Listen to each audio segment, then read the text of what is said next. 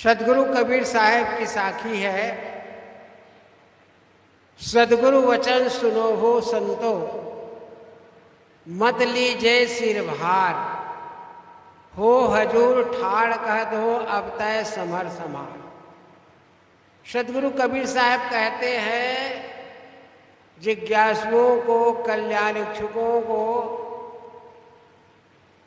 कि सदगुरु के वाणी को सुनो, मत लीजिए सिर भार, अपने सिर पर बोझा मत लादो, हो हजूर ठाड़ कहत हो।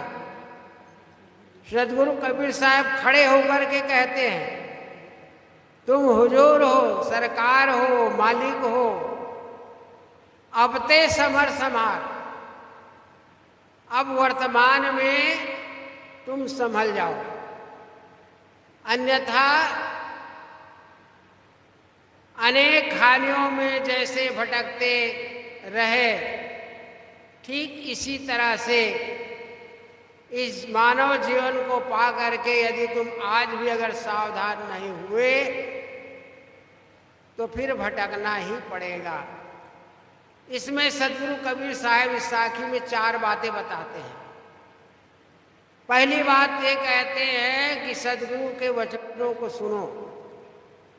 दूसरी बात कहते हैं सिर पर बोझा मत लादो। तीसरी बात कहते हैं कि स्वयं मालिक हो। और चौथी बात कहते हैं वर्तमान समय को व्यर्थ में ना जाने दो। सदगुरु कबीर साहब कहते हैं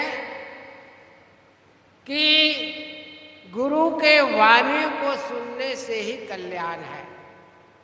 संसार में बहुत प्रकार की वाणियां हैं। गोस्वामी जी ने कहा है त्रिविध भांत के शब्द विघटन लट परमान, कारण अविरल अल्पियत तुलसी अबुध भुलान। संसार में रोचक, भयानक और यथार्थ, ये 3 प्रकार की वाणियां हैं। वो तीनों एकदम उलझी हुई हैं। जैसे कोई माताओं का बाल एक में सड़ जाता है, कौन टूटा है कौन जुड़ा है पता नहीं चलता है। इसी तरह से संसार में 3 प्रकार की वाणियां हैं, प्रत्यक्ष, परोक्ष और अपरोक्ष। प्रत्यक्ष वाणियां वह है जो 5 ज्ञान इंद्रियों से 5 विषयों का हम ज्ञान करते हैं। इस संसार में जानने के लिए 5 हमारे पास इंद्रियां हैं और संसार में 5 विषय हैं। एक इंद्रियों से एक विषयों का ज्ञान होता है। 5 विषयों में ये जीव भूल जाता है संसार के कोई रूप में, कोई शब्द में, कोई स्पर्श में। ये 5 विषयों में जीव भूल गया। परोक्ष वाणी है जो प्रत्यक्ष से हट करके लोकांतर की बातें शास्त्रों में पढ़ते हैं, स्वर्ग की बात पढ़ते हैं, 4 मुक्ति की कल्पना करते हैं। तो ये सब क्या है? परोक्ष वाणियां। नाना शास्त्रों को पढ़ करके और मनुष्य के मन में ये इच्छा होती है कि भगवान के धाम में जाएंगे, वहाँ सब प्रकार की सुख सुविधा से रहेंगे और सब प्रकार की सुखों को भोगेंगे। ये बैठा पंडित पढ़े पुराण बिन देखे क्या करा बखान। ये परोक्ष की बातें हैं। और अपरोक्ष की बातें वह है जो प्रत्यक्ष और परोक्ष से हट करके अपरोक्ष यानी अपने ओर लौटना। जो अपने ओर जो लौटता है, अपने और लौट करके और अपने को पहचान करके अपने में स्थिर होता है, ये है अपरोक्ष वाणी।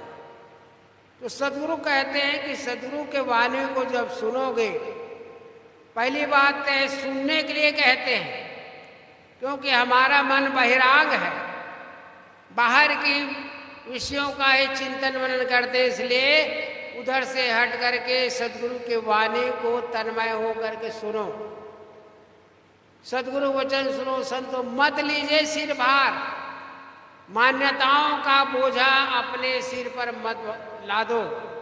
मान्यताएं तमाम प्रकार की है, उन मान्यताओं से तो जीव दबा हुआ है, बहु बंधन से बांधिया एक विचारा जीव, केवल छूटे आप न किरे छुड़ावे पीऊ। या तो अपने बाहुबल से छूट सकता है, अथवा कोई ऐसा सदगुरु हो जिनको आत्मज्ञान हो, वे ही संसार से छूट सकता है। तो सदगुरु कहते हैं कि अपने सिर पर मान्यताओं का बोझा मत ला दो। तीसरी बात कहते हैं, हो हजूर, तुम स्वयं हुजूर हो, मालिक हो, तुम्हारे ऊपर और कोई ऐसा मालिक नहीं है। लेकिन शास्त्रों में ब्रह्म गुरुओं के द्वारा ऐसी बातें सुन सुन करके अपने को भूल जाता है और अपने ऊपर मान्यता बना लेता है कि हमारे ऊपर कोई दूसरा मालिक है, हम तो किंचित है, अल्पज्ञ है, नानत्व है।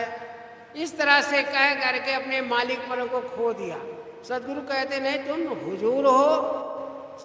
संसार में 4 वेद 6 शास्त्र 18 पुराण और समस्त ग्रंथों का लेखक ये जीव ही है, मंदिर मस्जिद का बनाने वाला ये जीव ही है, नाना कल्पना करने वाले ये जीव ही है, तो स्वयं तो मालिक है।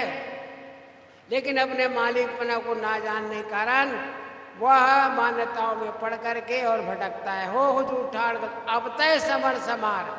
सदगुरु कहते हैं कि अभी भी अवसर है, उत्तम अवसर है, स्वर्णिम समय है, इसमें अपने आप को पहचानो, अपने मान्यताओं का बोझा को गिरा दो, तुम स्वयं मालिक हो और सदगुरु के वचन को सुन करके ही तुम्हारा कल्याण होगा।